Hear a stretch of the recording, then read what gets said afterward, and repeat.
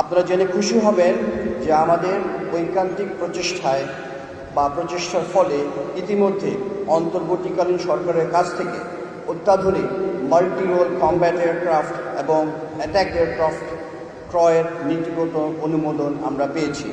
এছাড়াও একটি শক্তিশালী গ্রাউন্ড বেসড এয়ার ডিফেন্স প্রতিষ্ঠার লক্ষ্যে উন্নত প্রযুক্তির সারফেস টু এয়ার মিসাইল এবং লং রেঞ্জ রেডার কেনার প্রক্রিয়া শুরু করা হয়েছে। আমরা সবাই অবগত আছি যে দেশের সার্বিক অর্থনৈতিক প্রেক্ষাপটে গত 4 বছর যাবৎ বিমান কেনার জন্য সরকারি অর্থ বরাদ্দের খাতটি বন্ধ রাখা হয়েছে। এটা খুলে দেওয়ার সাপেক্ষে আগামী 1-2 বছরের মধ্যেই আমরা আমাদের পরিকল্পনার বেশিরভাগ বাস্তবায়ন করতে পারব বলে বিশ্বাস করি। আমাদের লক্ষ্য আকাশপথের সার্বভৌমত্ব অটুট রাখা, দেশের স্বাধীনতা, ভৌগোলিক অখণ্ডতা এবং জনগণের নিরাপত্তা নিশ্চিত করা।